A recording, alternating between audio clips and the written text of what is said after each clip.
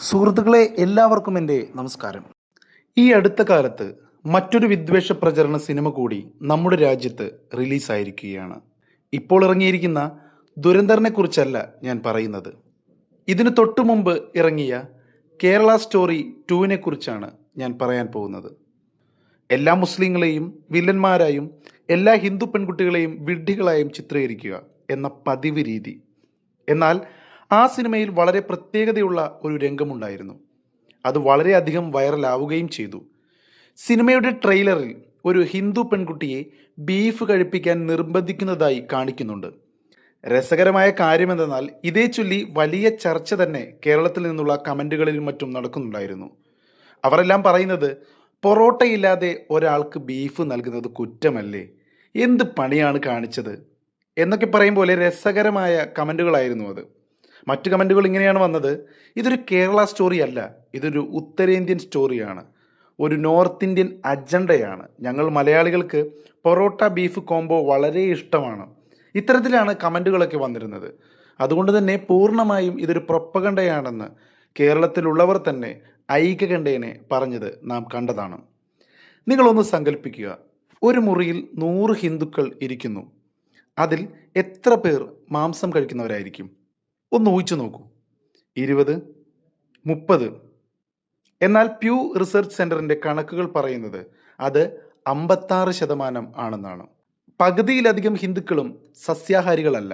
കൂടാതെ 45% ബ്രാഹ്മണരും മാംസാഹാരം കഴിക്കുന്നവരാണ്. അങ്ങനെയെങ്കിൽ യഥാർത്ഥ ഹിന്ദുക്കൾ സസ്യാഹാരികൾ മാത്രമാണെന്ന ചിന്ത എവിടെ നിന്നാണ് വന്നത്? ബീഫ് എങ്ങനെയാണ് ചില ഹിന്ദുക്കൾക്ക് ഇത്രയും വൈകാരികമായ ഒരു വിഷയമായി മാറിയത്? ഇതിനുള്ള ഉത്തരം നമ്മുടെ പുരാണങ്ങളിലും ചരിത്രങ്ങളിലും ഒളിഞ്ഞുകിടപ്പുണ്ട്. ഇന്നത്തെ വീഡിയോയിലൂടെ നമുക്കത് മനസ്സിലാക്കാം.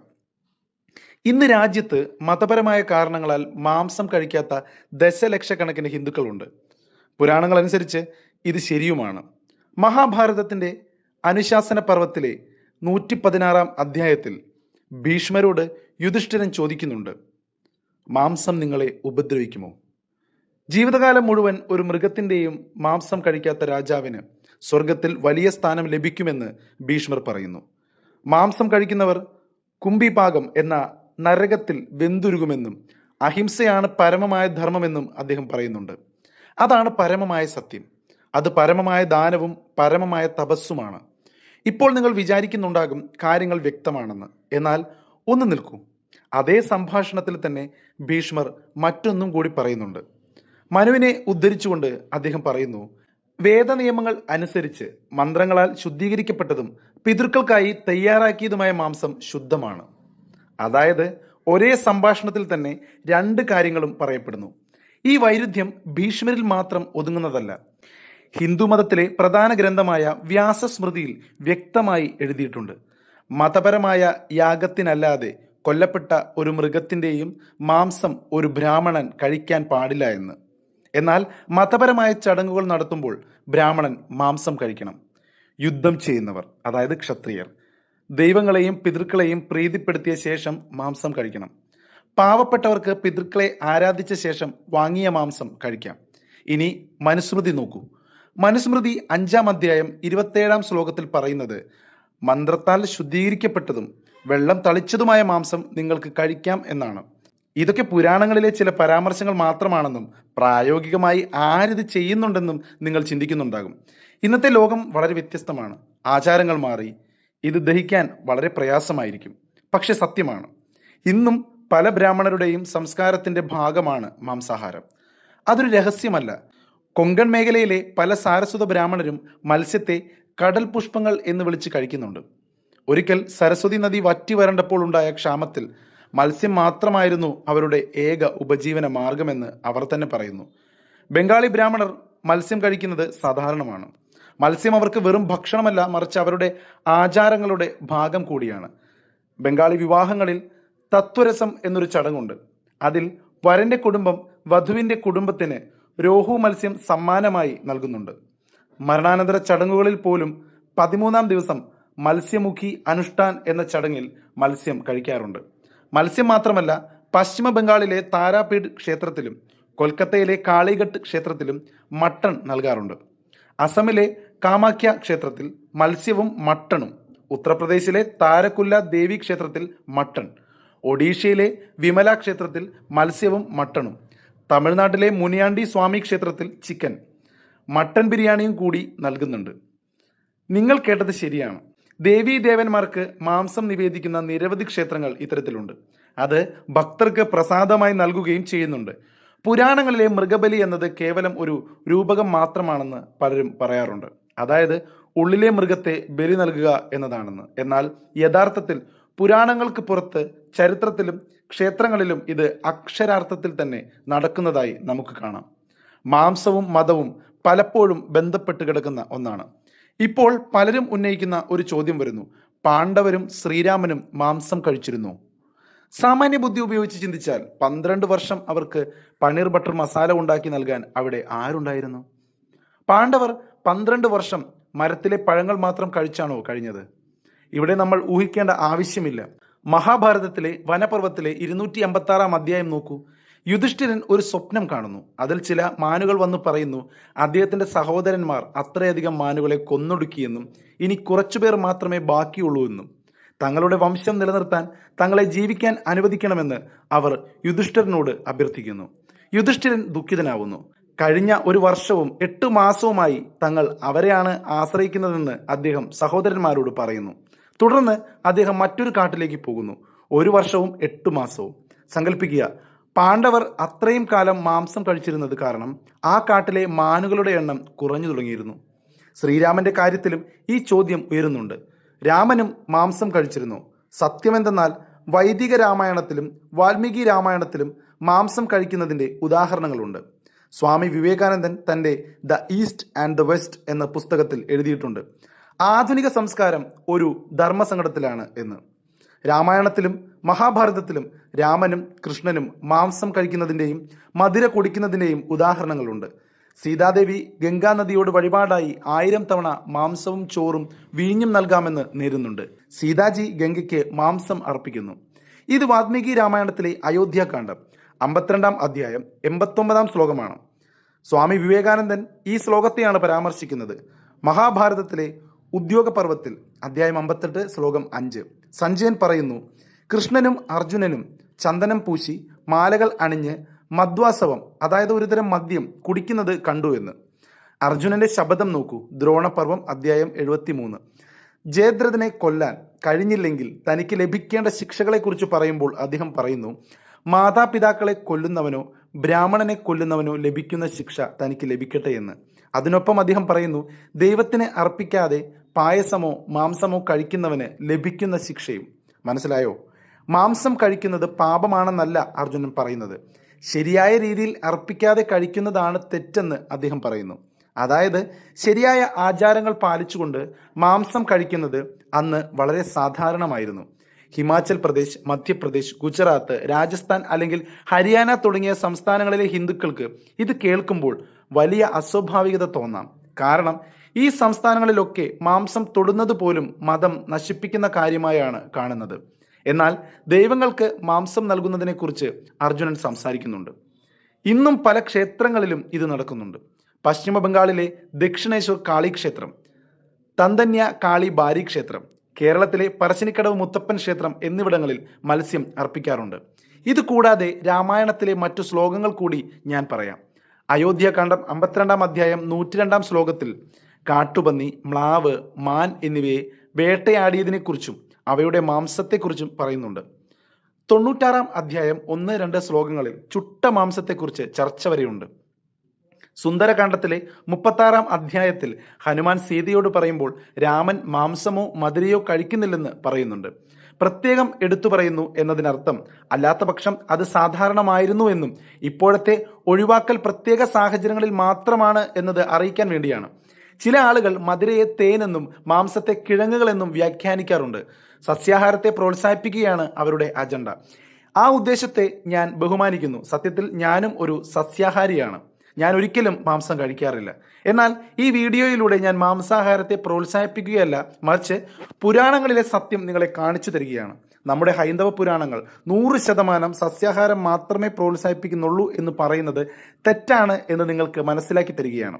ബൃഹദാരണ്യ കോപനിഷത്തിലെ 6-ാം അധ്യായത്തിലെ 4-ാം ഭാഗം 18-ാം ശ്ലോകം ഒന്ന് നോക്കൂ. ഒരു പണ്ഡിതന് കരുത്തനായ ഒരു മകൻ വേണമെന്നുണ്ടെങ്കിൽ അയാൾ കാളയുടെ മാംസം ചേർത്ത് പാകം ചെയ്ത ചോറ് കഴിക്കണമെന്ന് പറയുന്നുണ്ട്. അയാളും ഭാര്യയും നെയ്യ് ചേർത്ത് അത് കഴിക്കണം. ഇത് പുരാണങ്ങളിൽ മാത്രമല്ല, യഥാർത്ഥ ചരിത്രത്തിലും പുരാതന ഇന്ത്യയിൽ മാംസം ഒരു സാധാരണ ഭക്ഷണമായിരുന്നു എന്നതിന് ധാരാളം തെളിവുകളുണ്ട്.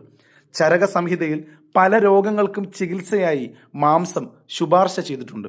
എന്നാൽ ഇവിടെ ഉയരുന്ന ഏറ്റവും വലിയ ചോദ്യം എപ്പോൾ, എങ്ങനെ ഇതെല്ലാം മാറി എന്നതാണ്. എന്നു മുതലാണ് സസ്യാഹാരം ശുദ്ധമായും മാംസം അശുദ്ധമായും കണക്കാക്കപ്പെട്ടത്? അതിനെക്കുറിച്ച് നമ്മൾ അടുത്ത വീഡിയോയിൽ സംസാരിക്കുന്നതാണ്. അതിനു മുമ്പ് ഈ വീഡിയോയിൽ എത്രയധികം പരാമർശങ്ങൾ ഉപയോഗിച്ചിട്ടുണ്ടെന്ന് നിങ്ങൾ ശ്രദ്ധിച്ചോ? ചിലതെല്ലാം സർവേകളാണ്, ചിലത് ചരിത്ര ഗ്രന്ഥങ്ങളുമാണ്. ഈ ഡാറ്റകളെല്ലാം താരതമ്യം ചെയ്യാൻ വലിയ സമയമെടുക്കും, അറിയാമല്ലോ. എന്നാൽ ഇന്ന് AI വഴി ഈ ഗവേഷണങ്ങളും വിശകലനങ്ങളും വളരെ വേഗത്തിൽ ചെയ്യാൻ സാധിക്കും. ഇനി മാറ്റത്തിന്റെ കഥയിലേക്ക് വരാം. ഇത് തുടങ്ങുന്നത് BC 5-ാം നൂറ്റാണ്ടിലാണ്. മഹാവീര ജൈനൻ കർശനമായ സസ്യാഹാര രീതി മുന്നോട്ട് വെച്ചു. ജീവിക്കുക, ജീവിക്കാൻ അനുവദിക്കുക എന്ന ഒരു സന്ദേശമായിരുന്നു അതിനു പിന്നിൽ. ഗൗതമ ബുദ്ധൻ ഒരിക്കൽ പറഞ്ഞത്, ആരെങ്കിലും ഒരു ഭിക്ഷുവിന് മാംസം നൽകിയാൽ അയാൾ അത് കഴിക്കണമെന്നാണ്. കാരണം ഒരു ഭിക്ഷു പ്രത്യേകമായി ഒന്നും ചോദിക്കാൻ പാടില്ല. എങ്കിലും അവർ സസ്യാഹാരത്തെ എപ്പോഴും പ്രോത്സാഹിപ്പിച്ചിരുന്നു. ഈ പ്രദേശത്തിന്റെ ചരിത്രം വളരെ രസകരമാണ്.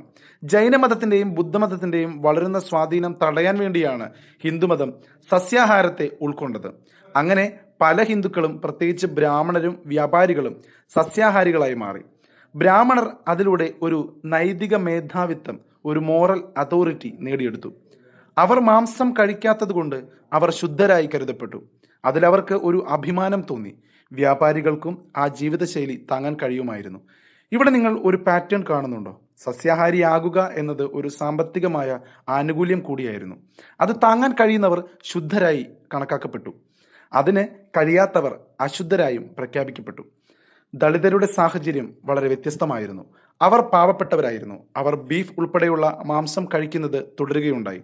ഡോക്ടർ BR അംബേദ്കർ നിരീക്ഷിച്ചത് ഭക്ഷണ നിയന്ത്രണങ്ങൾ 2 വിഭജന രേഖകൾ സൃഷ്ടിക്കുന്നു എന്നതാണ്. ഒന്ന് സസ്യാഹാരികൾക്കും മാംസാഹാരികൾക്കും ഇടയിൽ, മറ്റൊന്ന് ബീഫ് കഴിക്കുന്നവർക്കും കഴിക്കാത്തവർക്കും ഇടയിൽ. ഈ രണ്ടാമത്തെ രേഖയാണ് തൊട്ടു തീണ്ടാൻ പാടില്ലാത്തവരെ മറ്റുള്ളവരിൽ നിന്ന് വേർതിരിച്ചത് എന്ന് അദ്ദേഹം പറയുന്നു. ഡോക്ടർ അംബേദ്കർ പറഞ്ഞ ഈ വിഭജന രേഖ വെറും സിദ്ധാന്തമല്ല, അത് കണക്കുകളിലും വളരെ വ്യക്തമാണ്. ഭൂരിഭാഗം ഇന്ത്യക്കാരും സസ്യാഹാരികളല്ല എന്ന് 3 വലിയ സർക്കാർ സർവേകൾ കണക്കാക്കിയിട്ടുണ്ട്. മാംസാഹാരം കഴിക്കുന്നവരുടെ എണ്ണം 63% മുതൽ 77% വരെയാണ്. സമുദായങ്ങളുടെ കാര്യമെടുത്താൽ ഇതിലും രസകരമായ വിവരങ്ങൾ കാണാം. 1993 നടത്തിയ ദ പീപ്പിൾ ഓഫ് ഇന്ത്യ എന്ന സർവേ പ്രകാരം ഇന്ത്യയിലെ 88% സമുദായങ്ങളും മാംസം കഴിക്കുന്നവരാണ്.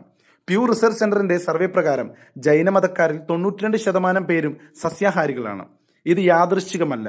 ഞാൻ പറഞ്ഞ ചരിത്രം ഇവിടെ വളരെ വ്യക്തമാണ്. ഇന്ത്യയിലെ ഏറ്റവും ധനികരായ വിഭാഗമാണ് ജൈനർ. ബാക്കിയുള്ള 56% ഹിന്ദുക്കൾക്ക് മതവുമായി ബന്ധമില്ലേ? ഇല്ല. 39% ഹിന്ദുക്കൾ മാംസം കഴിക്കുന്നവരാണ്. പക്ഷേ അവർ ചില നിബന്ധനകൾ വെക്കുന്നു. ചൊവ്വാഴ്ചകളിലോ നവരാത്രി സമയത്തോ അവർ മാംസം കഴിക്കില്ല. സർവേ പ്രകാരം യാതൊരു നിയന്ത്രണവുമില്ലാതെ മാംസം കഴിക്കുന്ന ഹിന്ദുക്കൾ 16% മാത്രമാണ്. ഏറ്റവും പ്രധാനമായി ജാതിയും ഭക്ഷണ തെരഞ്ഞെടുപ്പിനെ വളരെയധികം സ്വാധീനിക്കുന്നുണ്ട്. SC ST OBC വിഭാഗങ്ങളിൽ മാംസാഹാരം കഴിക്കുന്നവരുടെ എണ്ണം കൂടുതലാണ്, ഏകദേശം 60%. ജനറൽ കാറ്റഗറിയിൽ ഇത് 47%. 2006 സർവേ പ്രകാരം 45% ബ്രാഹ്മണരും മാംസാഹാരം കഴിക്കുന്നവരാണ്. ഈ സംഖ്യ ശ്രദ്ധിക്കൂ, 45% ബ്രാഹ്മണർ. NSSO സർവേ പ്രകാരം ബീഫ് കഴിക്കുന്ന ഹിന്ദുക്കളിൽ 70%വും SC ST വിഭാഗത്തിൽ നിന്നുള്ളവരാണ്. ഈ കണക്കുകൾ നോക്കിയാൽ നിങ്ങൾക്ക് ഇന്ത്യൻ രാഷ്ട്രീയം കൂടുതൽ നന്നായി മനസ്സിലാക്കാം. കോൺഗ്രസ് നേതാവ് രാഹുൽ ഗാന്ധി ലാലു പ്രസാദ് യാദവിനൊപ്പം പരസ്യമായി മട്ടൺ പാകം ചെയ്തത് എന്തുകൊണ്ടാണെന്ന് ഇപ്പോൾ മനസ്സിലായില്ലേ? കാരണം മിക്ക ഹിന്ദുക്കളും, പ്രത്യേകിച്ച് പിന്നാക്ക വിഭാഗങ്ങൾ ഇതിൽ പ്രകോപിതരാകില്ലെന്ന് അദ്ദേഹത്തിന് അറിയാമായിരുന്നു. അതേസമയം പ്രധാനമന്ത്രി മോദി തെരഞ്ഞെടുപ്പ് സമയത്ത് മട്ടണും മീനും ഒരു വലിയ വിഷയമാക്കുകയായിരുന്നു. കാരണം BJP ബ്രാഹ്മണരുടെയും ബനിയകളുടെയും പാർട്ടിയാണ്. പലപ്പോഴും ഇങ്ങനെയാണ് അറിയപ്പെടുന്നത്. ഉത്തരേന്ത്യയിൽ ബീഫിന്റെ പേരിൽ രാഷ്ട്രീയം കളിക്കുന്ന BJP കേരളത്തിലും വടക്കുകിഴക്കൻ സംസ്ഥാനങ്ങളിലും ഇരട്ടത്താപ്പാണ് കാണിക്കുന്നത്. കേരളത്തിലെ BJP സ്ഥാനാർത്ഥി N ശ്രീപ്രകാശ് താൻ ജയിച്ചാൽ നല്ല നിലവാരമുള്ള ബീഫ് ഉറപ്പാക്കുമെന്ന് 2017 വാഗ്ദാനം നൽകിയിരുന്നു. ത്രിപുരയിൽ 83% ഹിന്ദുക്കൾ ഉണ്ടെങ്കിലും അവിടെ ബീഫ് നിരോധനത്തെക്കുറിച്ച് BJP സംസാരിക്കുന്നില്ല. കാരണം വടക്കുകിഴക്കൻ സംസ്ഥാനങ്ങളിൽ ക്രിസ്ത്യാനികളും മുസ്ലിങ്ങളും മാത്രമല്ല നിരവധി ഹിന്ദുക്കളും ബീഫ് കഴിക്കുന്നുണ്ടെന്ന് അവർക്കറിയാം. വോട്ട് വേണമെങ്കിൽ ബീഫ് പ്രശ്നമല്ല, എന്നാൽ ഹിന്ദി ഹൃദയഭൂമിയിൽ വർഗീയ ധ്രുവീകരണം വേണമെങ്കിൽ ബീഫ് പാപവുമാണ്. ഇതിന് മതവുമായി ഒരു ബന്ധവുമില്ല. ഇതെല്ലാം വെറും രാഷ്ട്രീയം മാത്രമാണ്. ഭൂമിശാസ്ത്രപരമായ കാരണങ്ങളും ഇതിലുണ്ട്. തീരദേശ സംസ്ഥാനങ്ങളായ കേരളം 2% മാത്രമാണ് സസ്യാഹാരികൾ. പശ്ചിമ ബംഗാൾ 3%, ഒഡീഷ 8%. ഇവിടെയെല്ലാം സസ്യാഹാരികൾ വളരെ കുറവാണ്. എന്നാൽ രാജസ്ഥാനിൽ 63% സസ്യാഹാരികൾ, ഹരിയാനയിൽ 62%. ഇവിടെയെല്ലാം കരയാൽ ചുറ്റപ്പെട്ട സംസ്ഥാനങ്ങളായതുകൊണ്ട് തന്നെ സസ്യാഹാരികൾ കൂടുതലാണ്. ലിംഗപരമായ വ്യത്യാസവും ഇതിലുണ്ട്. പുരുഷന്മാരെക്കാൾ കൂടുതൽ സ്ത്രീകൾ സസ്യാഹാരികളാണ്. സസ്യാഹാര രീതി വ്യക്തിപരമായ വിശ്വാസത്തെക്കാൾ ഉപരിയായി വളർന്നു വന്ന സാഹചര്യം ഭൂമിശാസ്ത്രം, സാമ്പത്തിക നില, ജാതി എന്നിവയെയാണ് ആശ്രയിച്ചിരിക്കുന്നത്. സസ്യാഹാരിയാകാൻ നിങ്ങൾ ആഗ്രഹിക്കുന്നുവെങ്കിൽ അത് നല്ലതാണ്. പരിസ്ഥിതിക്കും ആരോഗ്യത്തിനും അത് ഗുണകരമാണ്. മൃഗങ്ങളോടുള്ള ക്രൂരതകളും ഒഴിവാക്കാം. ഈ ഒരു നൈതികമായ വശവും അതിനുണ്ട്. ആ കാരണങ്ങളാൽ നിങ്ങൾ സസ്യാഹാരം തിരഞ്ഞെടുക്കൂ. അല്ലാതെ മാംസം കഴിക്കുന്നത് നിങ്ങളുടെ മതത്തെ നശിപ്പിക്കും എന്നു കരുതിയല്ല. മാംസം സ്വതവേ അശുദ്ധമായ ഒന്നല്ല. അഹിംസ എന്ന ദർശനം മഹത്തരമാണ്. എന്നാൽ അത് ജാതീയമായ ഉച്ചനീചത്വങ്ങൾക്കും മറ്റുള്ളവരുടെ മേൽ ആധിപത്യം സ്ഥാപിക്കാനുമുള്ള ആയുധമായി മാറുമ്പോഴാണ് പ്രശ്നം. ഹൈന്ദവ മതത്തിന്റെ വൈവിധ്യം അതിന്റെ പുരാണങ്ങളിലും ചരിത്രത്തിലും വളരെ വ്യക്തമാണ്. വിദ്വേഷം പടർത്തുന്ന ഇത്തരം സിനിമകളിൽ നിന്ന്, കേരള സ്റ്റോറി പോലുള്ള സിനിമകളിൽ നിന്ന് നിങ്ങൾക്ക് ഒരിക്കലും ഈ സത്യം കണ്ടെത്താൻ കഴിയില്ല. ഇത്തരം നുണകളെയും ലവ് ജിഹാദ് പോലുള്ള കെട്ടുകഥകളെയും തുറന്നു കാട്ടുന്ന മറ്റു വീഡിയോകളുമായി ഞാൻ വരും. വീണ്ടും കാണാം. നന്ദി.